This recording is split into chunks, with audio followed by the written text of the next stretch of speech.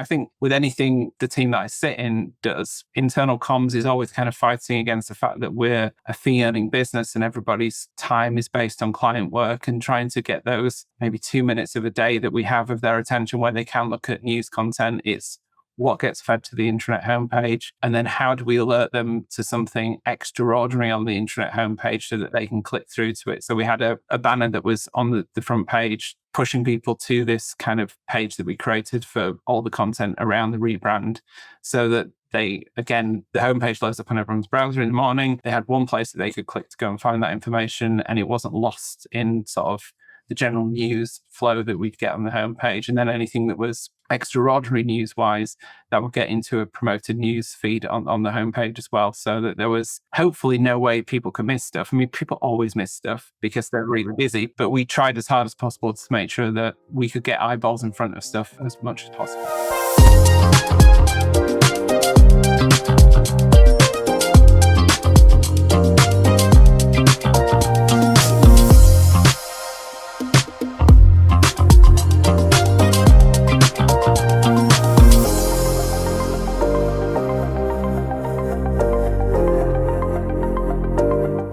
Welcome everyone to a new episode of Fresh Perspectives. This time we have a very special guest, Andy Hall from Forvis Mazars. I'm Jarbas Ross, Senior Product Manager for Fresh Intranet, and with me I have my colleague. Hi, Dave Bowman, Product Director for Fresh Intranet. Andy, why don't you give us all a little introduction to who you are, your role, and then tell us a little bit about Forvis Mazars. Oh, thanks, David. I'm... My title's Knowledge Transformation Manager. I guess I'm somewhere between a knowledge manager and an intranet manager at Forvis Mazars. I joined the firm in October 2022. It was a time of change for them. They were sort of moving away from their on-premise SharePoint intranet, and they'd already sort of selected Fresh as the solution that we're going to go for, moving into M365. So I was sort of brought onto that project to sort of help the firm sort of establish their knowledge program once they transitioned onto Fresh in M365. And so my background is working with SharePoint in intranets and extranets over the past 20 years this year. So yeah, I've kind of been on the journey. I started with SharePoint 2007 and have been through various iterations of ones on-premise, in the cloud. And yeah, my background's always kind of been in sort of initially intranet multimedia development. When I went to university, took a couple of years to comment, not to comment, I guess a long-term gap year post-university, teaching English in Japan for 3 years. And when I came back, I was kind of doing roles which were a bit more sort of knowledge intranet-y based. And then I kind of just fell into SharePoint around sort of 2006. SharePoint is very easy to fall into. Yeah. And never be able to climb back out again. Possibly not. Although maybe AI will help me with that. Yeah. Yes. Yeah. And for anyone not familiar, tell us a little bit about the company. What do they do? Sectors, organization size, a bit of flavor. Yeah. So we're a sort of consultancy specializing in auditing, accountancy. We also have specializations in tax as well. Various forms of different consulting as well. So we offer a full service to our clients. I guess we're probably most known as an audit firm, but we do offer other solutions within the consulting space. And as a firm, and I guess this is sort of the main thrust of this conversation we're going to have, we used to be called Mazars. And from, I think it's like mid 2024, we were formerly Forvis Mazars, where a US entity, Forvis, joined together with Mazars to form a two-company network to sort of embed ourselves deeper within the US market with Forvis's experience, and for them to leverage Mazars' experience sort of across the globe. So as a firm, I think we have something in the region of access into 100 countries. So yeah, we're a pretty big global player within sort of the consultancy space. Yeah. And prior to the acquisition, I mean, it felt like kind of knowledge, content, and information was the sort of primary driver for the intranet in the first place. Is that fair? Give us a little. Yeah. So I guess like they looked at what they had with their previous intranet, which was called Compass, and I guess it had sort of become a bit unloved as an entity within the firm. It sort of housed, your basic corporate documents about policies, procedures, that kind of things, but sometimes they were a little hard to find, or multiple versions of copies. So the sort of the brief when I joined the firm was they were looking for something that was streamlined, single source of truth for those sort of key documents, and also a sort of central funnel for news as well for the firm. So a lot of noise in all industries, I guess, with the way that people sort of communicate, centralized corporate messaging, and trying to find an effective way to sort of house that, so people could sort of access it quickly, easily, and that's why they were wanting to move to the Fresh solution on SharePoint. So, and like in which stage was your internet before the acquisition? Before the acquisition, so timeline of this. So I think we selected Fresh at some point in 2022. I think it was early 2022. I joined in October 2022.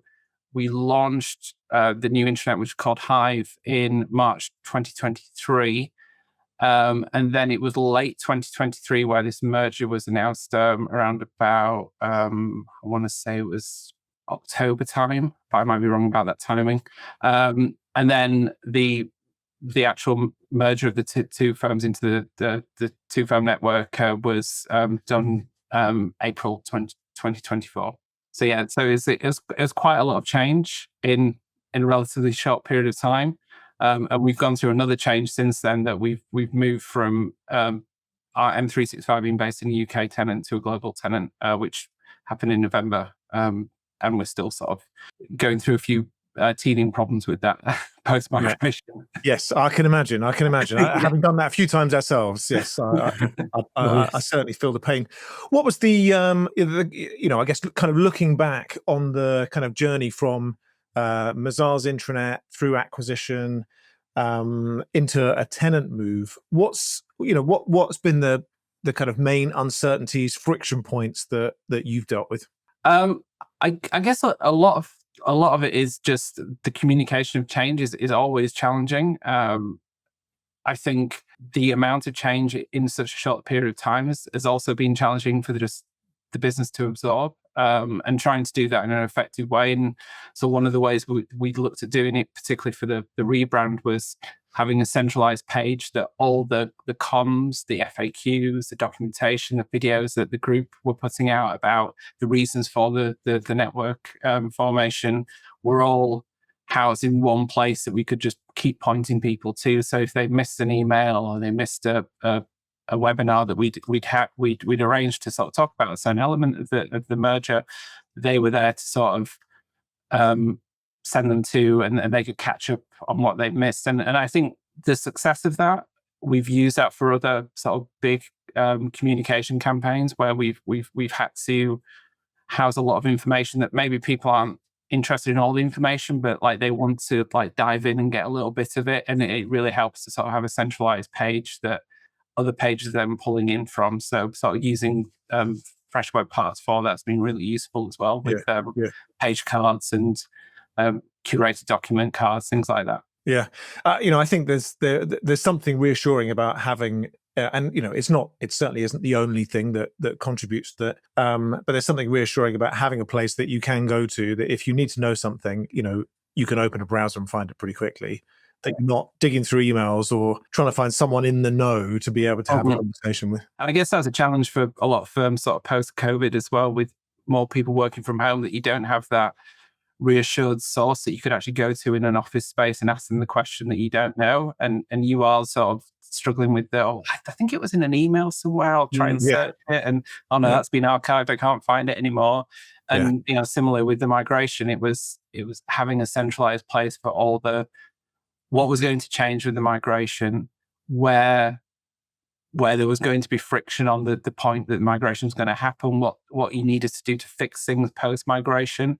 Again, we used central source for that so that we could always point people to that. And as things were changing sort of within the flow of the migration process, we were able to update in one place, which again is really useful for people just to, they know where to go. And also for the teams doing the sort of change management within the firm as well, for them to know where they need to update with their little bit of the story to make sure that everybody's fully informed. Yeah. I was speaking to I was on a call with a potential customer last week, and they were talking about the amount of change that's gone on in their organization, which has included, being bought by an American company.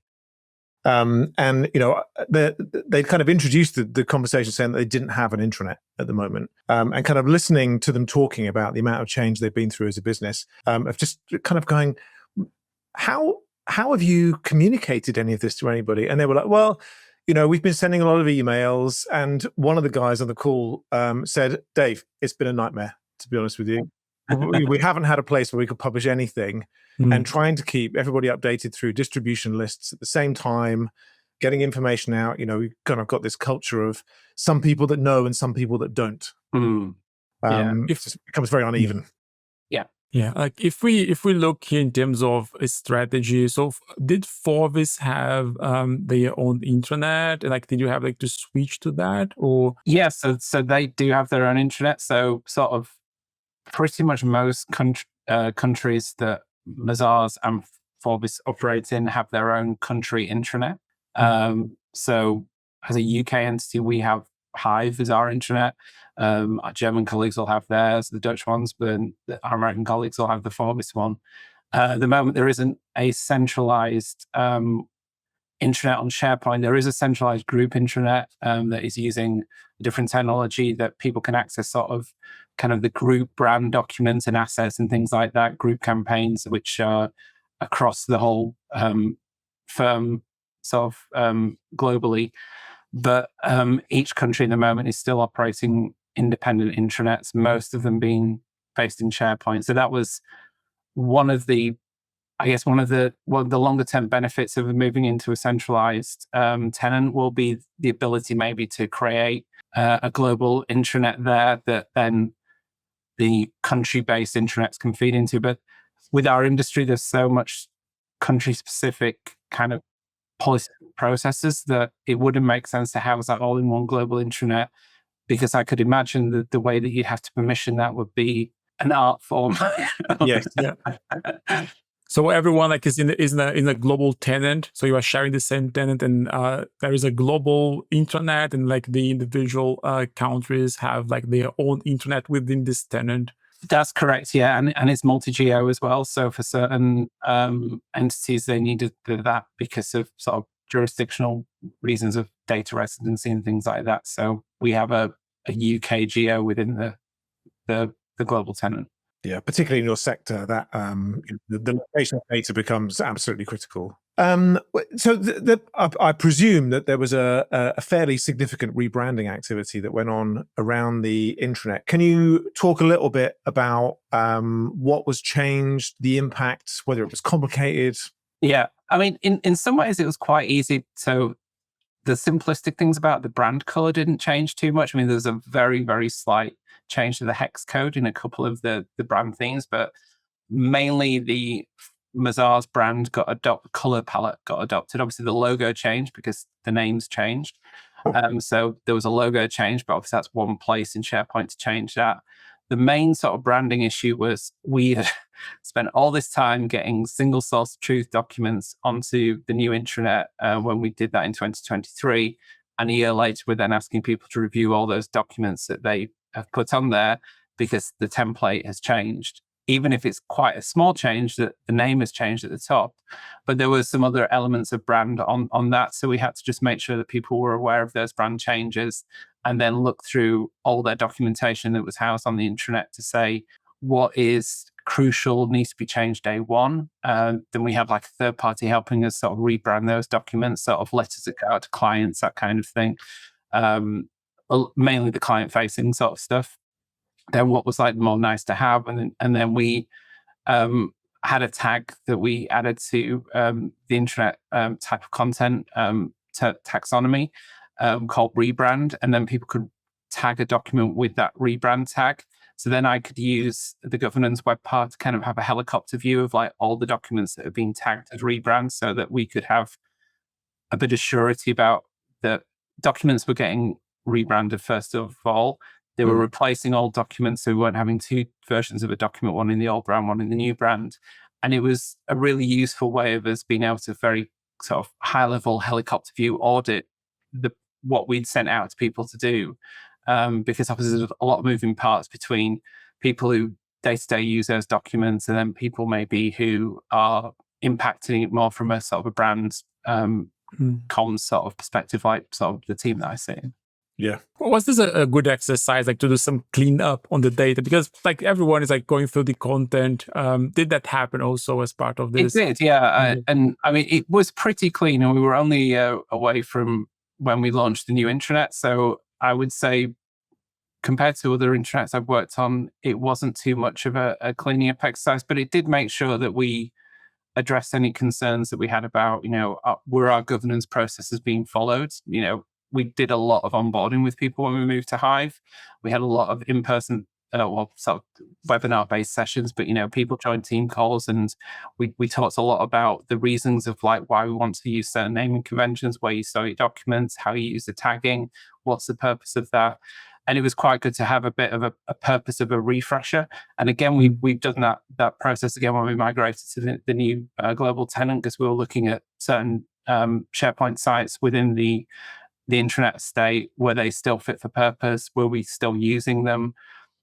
Did we need to change them at all? I think there was about 10 that we just didn't bring across with us because they'd been set up, and then we realized actually we didn't want to structure that part of a service line that way. So yeah, I think at every opportunity that you have, and this is probably good advice for anybody who goes through change within an intranet, if you have an opportunity to sort of test assumptions about your governance structure and the way that your sort of documents are stored, and have something like this as a bit of a carrot for a reason why to do it, it's always great to sort of hitch it on to that. I was going to say, it sounds like a sort of a busy period of organizational change has actually had the sort of side benefit that your content is pretty fresh, up to date, good, nimble, agile. Not suggesting that maybe using a rebrand or a tenant migration every couple of years is a solution to a governance problem, but it's a governance Trojan horse that you see. yes.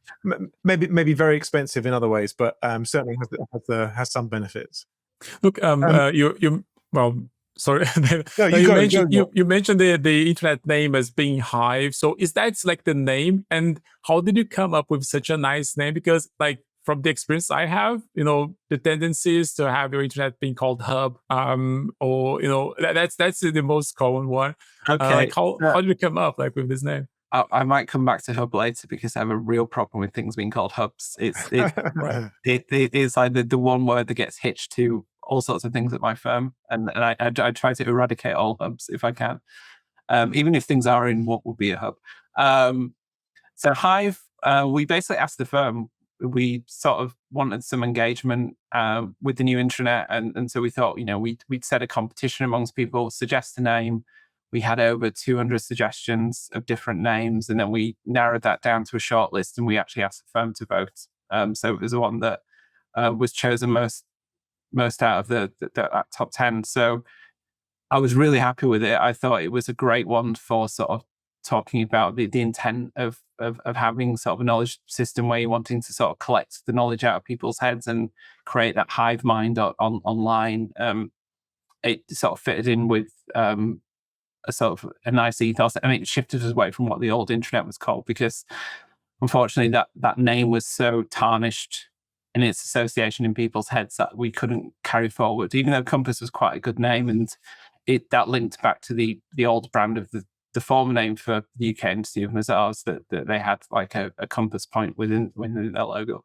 Yeah, I think the kind of naming, the naming competition, as it were, in the organization, and any accompanying kind of strategy or objectives for the intranet, it's a really good way of communicating that this is an important thing that the organization is investing in.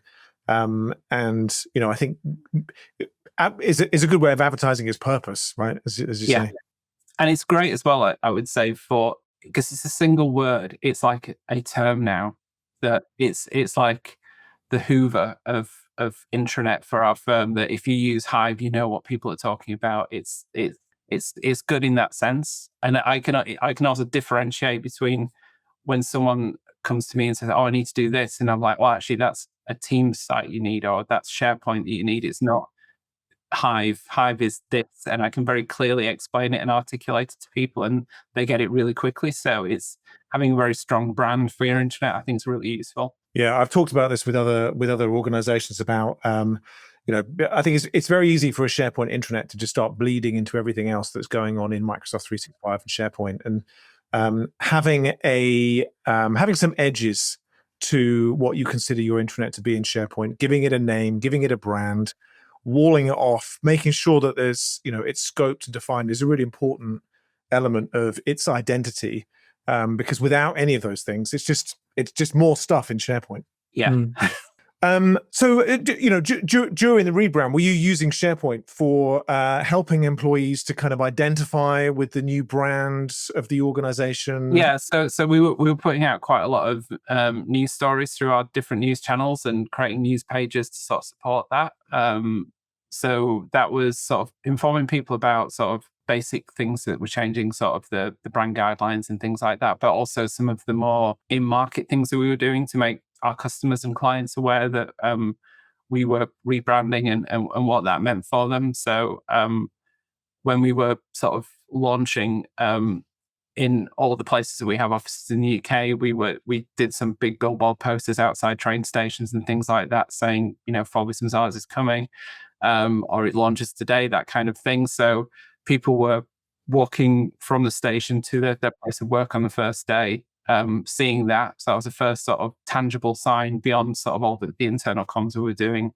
In the background, we did a lot of work on making sure that each of the offices were rebranded for the first day. So on the Friday, we ceased being Mazars, and by Monday morning, so all the glass was etched up with Forvis Mazars in all the meeting rooms. I mean, it was quite the effort. I personally went into Leeds office, which is my local office, and helped them put up bunting and to make sure things were organized and they were set up for the first day webinar for everybody to come together and talk about the new entity, but like, those new sort of perspex being put around the reception desk, and the sign as you came in the office was all changed. I mean, it's all, in the grand scheme of things, it all kind of seems like little stuff, but trying to pull that together in 10 offices across the UK, making sure that cupcakes were sent correctly. I think there was a bit of a snafu with all the gluten-free chocolate went to one office instead of being distributed to 10. But apart from that, I mean, it was a Herculean effort to sort of pull it together. And so our brand manager, Aideen, who was kind of heading up a lot of it, she did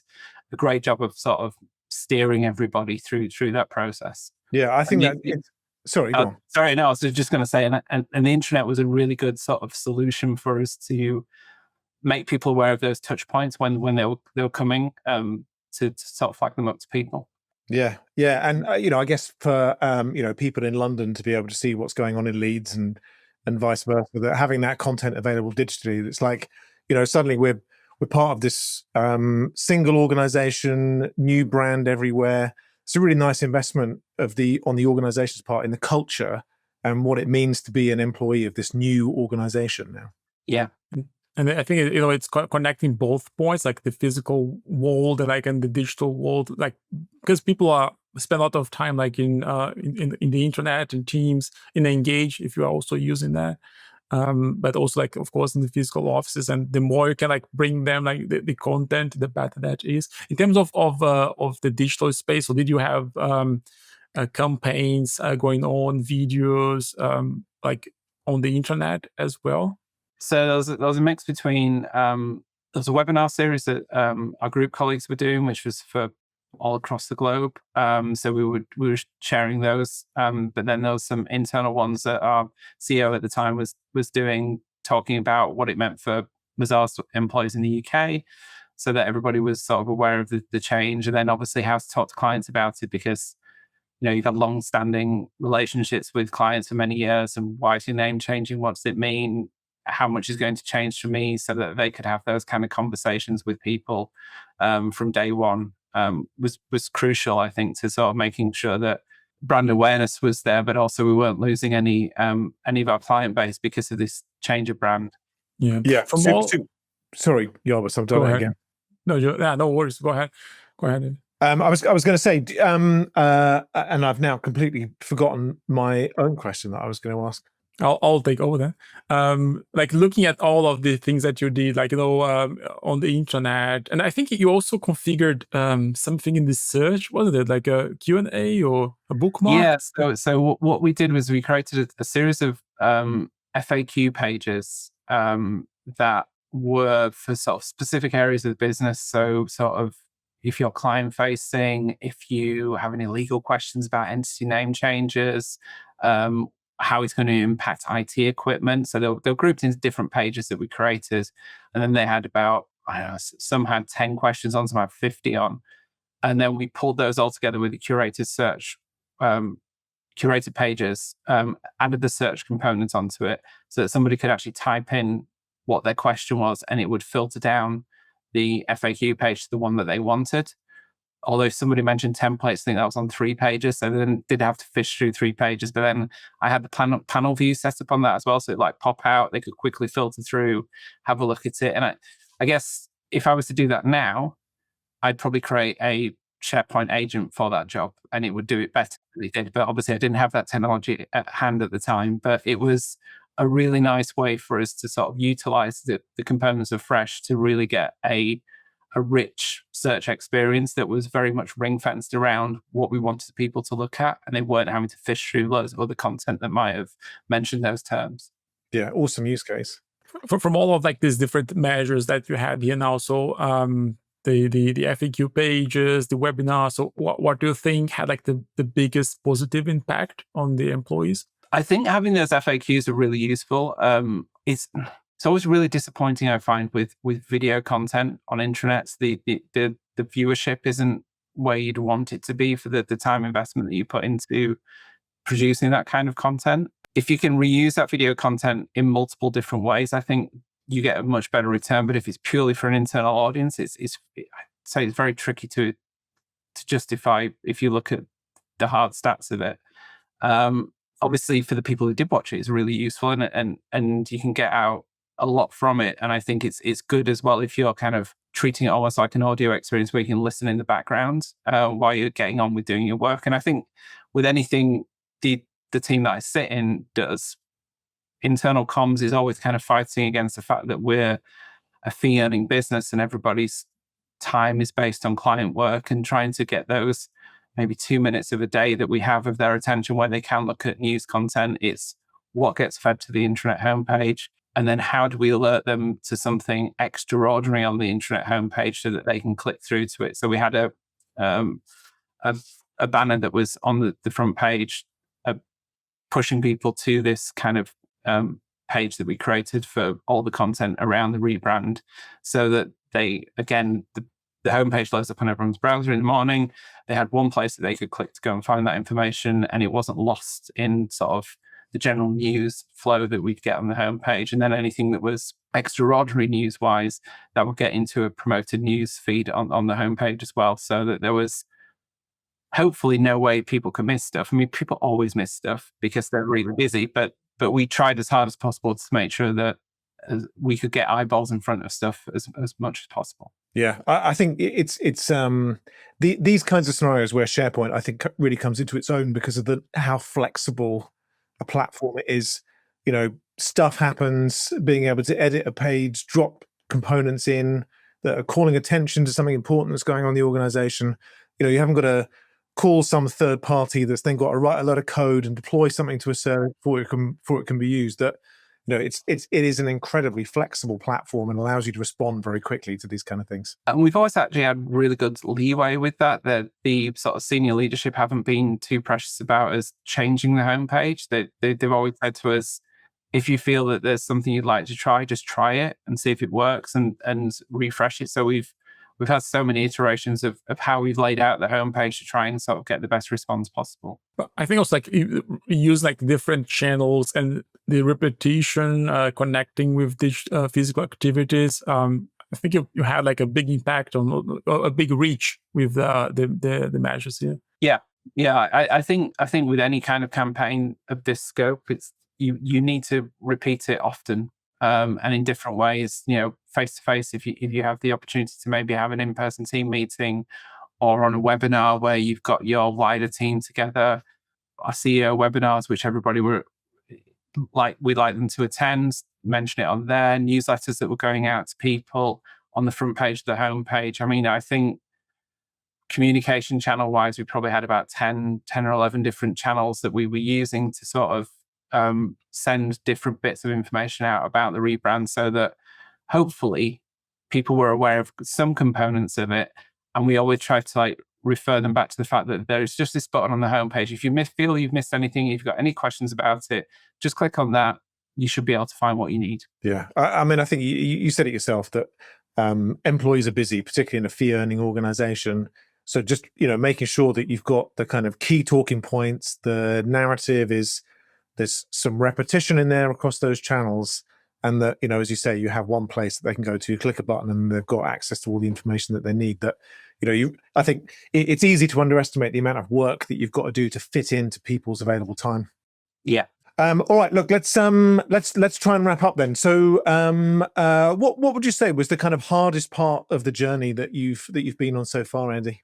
I would say the recent activity of the migration was tricky. I thought at the time the rebrand was, because I felt like it was a big ask change-wise for the firm. A year after we'd moved to this new intranet, they had to change a load of documents. I felt there'd be a lot of pushback about that, but there was understanding about it. And there's been understanding about the migration as well. But I think just the complexities of trying to migrate from one tenant to another, and the enforced downtime you have to have, even as much as you try and sort of pre-provision stuff in the background, there's always certain things that need to be done over that final weekend. And then the switching over of all your sort of systems, and on that first day, I mean, we lost half a day's worth of work at least. In some cases, probably more, where there was certain IT glitches. The whole firm couldn't have sort of client meetings and calls on that Monday. So it's like, yeah, 3,500 people that you're telling they can't do that. So, I mean, not everybody's fee-earning and not everybody's face-to-face with clients, but that's tough. And I think people did find other ways to do it, mobile calls with clients, keeping in touch with them. But that's the biggest challenge I've ever encountered, actually, at a firm where there's a big change and everybody's got to do it, and it's impacting everybody. It's not just impacting a few people. It really is impacting everybody. I feel like it's always in these scenarios where I feel like maybe I need to just make sure that it's clarified that it wasn't Fresh Intranet that caused No, that. it's not. No, actually, I'd like to expand on that. I'd say sort of the support we had from you guys getting us into the global tenant was really, really useful. Sort of, we did a lot of pre-provisioning work of all the sites, making sure that when the data migration happened, that was another third party that was doing that. They knew exactly what they needed to do, and they weren't just sort of copying from A to B. They were respecting sort of the pre-provisioning work that had been done by Fresh. So that was almost flawless, apart from a flaw that we knew about that people did have to fix post go live, but that was nothing to do with Fresh. It was just something that we'd identified was going to be something we needed to fix. So no, I think of all the solutions that had to move over, I think there was something like 100 different IT components. The intranet was low down on the things that register for people as being an issue, which is where you want to be. Good to hear. Good to hear. Well, I'm pleased as we asked that question dynamically that wasn't. That's cool.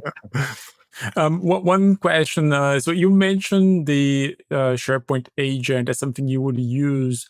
So is this something you would do differently next time, or do you have like something else you would like to? Yeah. So we are a firm of change at the moment. We're just launching Workday as a solution for to replace what we currently have for our sort of employee sort of platform, and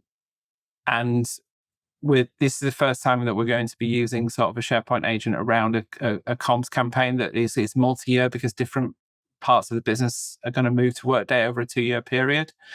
So there's going to be a lot of content that is, for most people, won't be relevant to them, but they may have a question about a component of Workday. So we're going to create a SharePoint agent that looks at all the collateral that we're putting together for that.